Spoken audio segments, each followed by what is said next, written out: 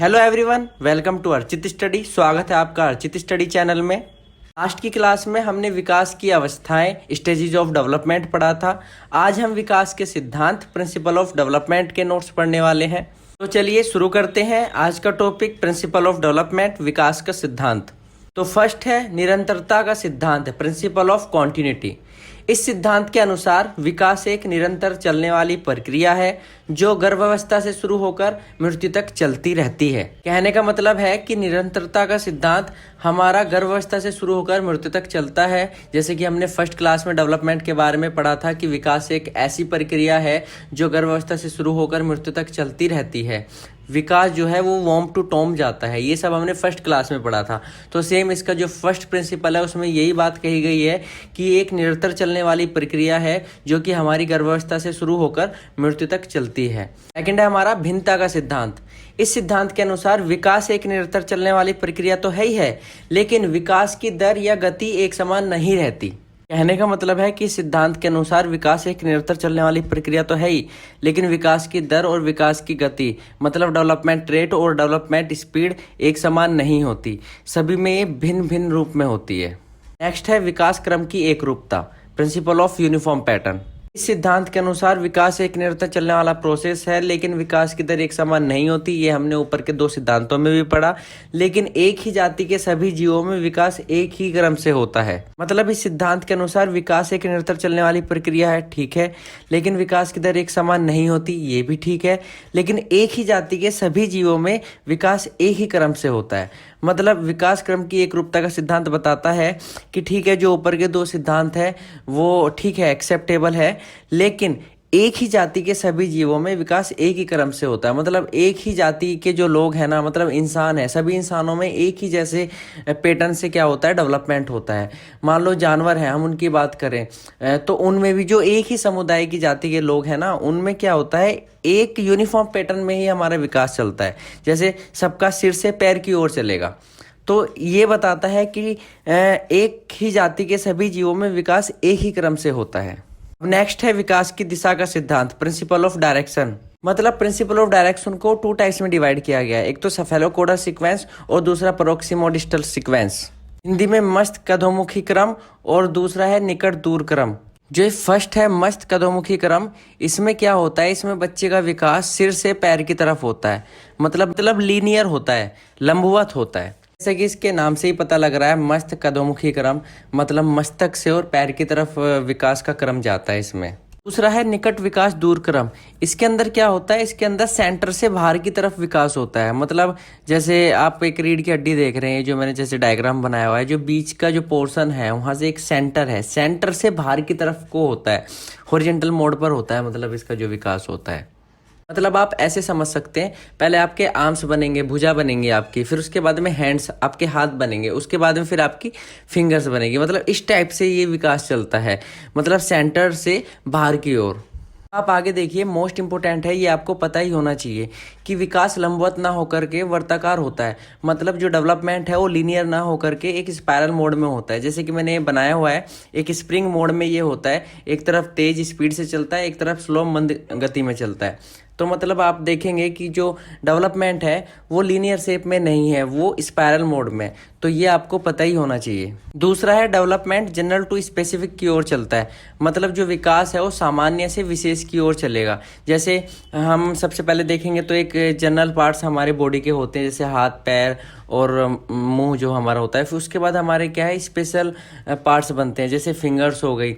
इस तरीके से हम कह सकते हैं कि जो डेवलपमेंट है वो जनरल टू स्पेसिफिक की तरफ चलता है। लेकिन ध्यान रहे, आपको ये भी पता होना चाहिए कि जो लर्निंग प्रोसेस है ना, वो स्पेसिफिक टू जनरल की ओर चलता है। मतलब जो हम जब सीखने की प्रक्रिया से हम गुजरते हैं तो विशेष से सामान्य की ओर चलता है। अक्सर हम यहाँ पे कंफ्यूज हो जाते हैं। तो जब डेवलपमेंट की बात है तो जनरल टू स्पेसिफिक चलेगा, और जब लर्निंग की बात है तो स्पेसिफिक टू जनरल चलेगा। नेक्स्ट है हमारा एकीकरण का सिद्धांत, प्रिंसिपल ऑफ इंटीग्रेशन। सिद्धांत के अनुसार बालक सबसे पहले सामान्य अंगों का विकास करता है, उसके बाद विशिष्ट अंगों का विकास करता है, जैसे हाथों के बाद फिंगर का यूज करना। जैसे कि आप समझ ही गए होंगे, जैसे एक बच्चा है वो क्या करता है, सबसे पहले अपने हाथों को चलाना सीखेगा, उसके बाद में जब वो हाथों को चलाना सीख जाएगा, धीरे धीरे अपने बॉडी पार्ट्स के जो बड़े बड़े पार्ट्स हैं, हम ऐसे समझ सकते हैं, जो जनरल से पार्ट्स हैं, उन्हें वो जब वो चला लेता है, उसके बाद वो फिंगर्स, वो जो छोटी छोटी जो पार्ट्स हैं हमारी बॉडी के, उन पर वो तब काम करता है। नेक्स्ट है हमारा परस्पर संबंध का सिद्धांत, principle of inter relationship.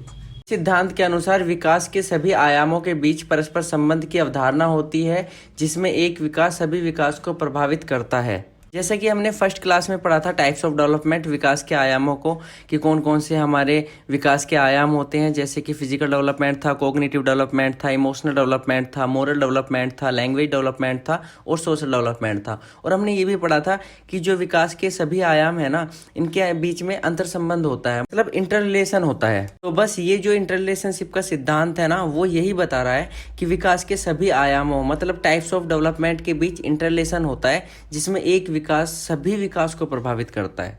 Next है व्यक्तिगत विभिन्नता का नियम, प्रिंसिपल ऑफ इंडिविजुअल डिफरेंसेस। इस सिद्धांत के अनुसार विकास व्यक्तिगत विभिन्नता के अनुरूप होता है। इसी के कारण कोई बालक मंद होता है तो कोई तेज होता है। जैसा कि हमने सेकंड प्रिंसिपल में पढ़ा ही था कि development rate and development speed एक समान नहीं होती, तो ये सिद्धांत हमें बताता है कि विकास इंडिविजुअल डिफरेंसेस के अकॉर्डिंग होता है। यही रीजन है कि कोई इंटेलिजेंट होता है तो कोई उतना इंटेलिजेंट नहीं होता। नेक्स्ट है विकास एक सार्वभौमिक प्रक्रिया है, मतलब जो डेवलपमेंट है वो एक यूनिवर्सल प्रोसेस है। ठीक है, तो इसमें लिखा है कि विकास की प्रक्रिया सर्वत्र होती है, ये किसी विशिष्ट स्थान या प्राणी तक सीमित नहीं होती, अतः इसे सार्वभौमिक प्रक्रिया माना जाता है। कहने का मतलब है कि आप डेवलपमेंट को लिमिट नहीं कर सकते, वो सब जगह है। ऐसा नहीं है कोई उसका स्पेसिफिक प्लेस है फिर वो कहीं पर जाकर लिमिट हो जाती है, नहीं, ऐसा नहीं है, क्योंकि जो डेवलपमेंट है वो एक यूनिवर्सल प्रोसेस है। अब नेक्स्ट है हमारा विकास प्रतिमान पूर्वकथनीय होते हैं, प्रिंसिपल ऑफ प्रेडिक्टिबिलिटी। देखिए इसमें लिखा है कि विकास के प्रतिमान निश्चित होते हैं तथा एक प्रजाति विशेष के सभी सदस्यों का विकास इन प्रतिमानों पर ही आधारित होता है। अधिकतर परिवर्तनों या गुणों के विषय में पूर्वकथन किए जा सकते हैं। विकास के पूर्वकथन का शिक्षा की योजना, अगली अवस्था की तैयारी आदि की दृष्टि से बहुत महत्व है। कहने का मतलब है डेवलपमेंट के जो प्रतिमान यानी जो नॉर्म्स या फिर पैटर्न या मॉडल हैं वो डिसाइडेड होते हैं, और किसी भी स्पेसिफिक स्पीसीज के सभी मेंबर्स का डेवलपमेंट डिसाइडेड पैटर्न पर बेस होता है। और हाँ, जो ये प्रेडिक्टिबिलिटी है यानी पूर्वकथन है, लाइक हम कह सकते हैं जो हम भविष्यवाणी टाइप को स्टेटमेंट करते हैं, वो मैक्सिमम हम जो करते हैं ना, वो चेंजेस और फीचर्स को देखते हुए करते हैं। तो इस सिद्धांत का मतलब यही था कि एक प्रजाति विशेष के सभी सदस्यों का विकास जो होता है ना, वो डिसाइडेड पैटर्न पर ही बेस्ड होता है। और एजुकेशन में हम प्रेडिक्टिबिलिटी का जो इम्प्लीमेंट करते हैं वो एजुकेशन प्लान या फिर नेक्स्ट स्टेज प्रिपरेशन के लिए करते हैं, इसलिए प्रिंसिपल ऑफ प्रेडिक्टिबिलिटी इम्पोर्टेंट है। लास्ट है हमारा कि विकास परिपक्वता तथा अधिगम के परिणाम स्वरूप होता है। इसमें लिखा है कि आनुवांशिक रूप से उपस्थित गुणों का प्रदर्शित होना परिपक्वता कहलाता है। इसके कारण शारीरिक अंगों, तंत्रिका तंत्र, मांसपेशियों आदि में समय के साथ में सक्षमता आती जाती है। कहने का मतलब है कि genetically present traits is called maturity. Genetically presents होती है जो हमारे लक्षण होते हैं ना, जो हमारे गुण होते हैं, फीचर्स होते हैं, वो जेनेटिकली प्रेजेंट्स होते हैं और वही हमारी मैच्योरिटी कहलाती है। इसी के कारण क्या होता है कि जो हमारे बॉडी पार्ट्स हैं, नर्वस सिस्टम है, मसल्स हैं, एक्सेट्रा, इस तरह की जो चीजें हैं वो क्या है, टाइम के अकॉर्डिंग हमारी क्या होती है, एबिलिटी, सक्षमता आती जाती है। तो ये थे हमारे विकास के सिद्धांत, प्रिंसिपल ऑफ डेवलपमेंट। आज के लिए बस इतना ही। नेक्स्ट क्लास में हम हेरिडेटरी एंड इन्वायरमेंट, वंशानुक्रम और वातावरण की भूमिका को पढ़ेंगे। तो आई होप कि आपके लिए ये वीडियो यूजफुल रहा होगा। अगर आपके लिए ये वीडियो थोड़ा भी यूजफुल रहा है तो वीडियो को लाइक कीजिए और हमारे चैनल से बने रहने के लिए चैनल को सब्सक्राइब कीजिए, और कमेंट में अपना फीडबैक देना बिल्कुल ना भूलें। Thank you so much for watching.